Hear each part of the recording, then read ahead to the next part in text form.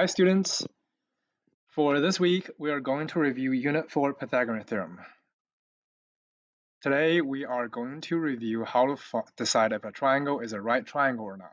So to begin with, let's quickly look at what is Pythagorean Theorem again. Whenever we say Pythagorean Theorem, we're referring to this equation right here, a squared plus b squared equals c squared. And we need to make sure we are talking about a right triangle, which requires the triangle to have a right angle.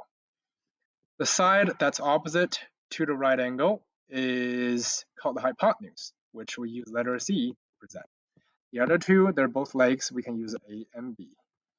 And basically it is one leg, the A square, plus the other legs, which is B square, equals to the hypotenuse, which is C square. That is Pythagorean theorem. So here are some steps. First, we need to plug the numbers into the Pythagorean theorem. So example 1, the triangle has side length 1, 5, and 9. And we will always need to make sure the longest side is our C. So first, let's write them down. C equals 9 inches in this case. As for A and B, it doesn't quite matter which one is which. So I'm just going to say A is 1 inch and B is 5 inches.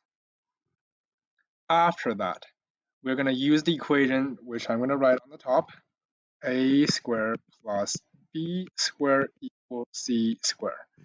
We're basically just putting everything inside the equation. So the 1 is going to replace the a, so 1 squared. The 5 is going to replace the b squared, so plus 5 squared. And the 9 is going to replace the c squared, so I'm going to use a different color.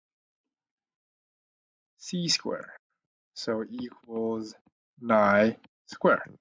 We are trying to decide, do they actually equal to each other? The left side we have 1, and 5 squared is 25, so basically 26. And we're deciding if it's the same as 9 squared, which actually is 81.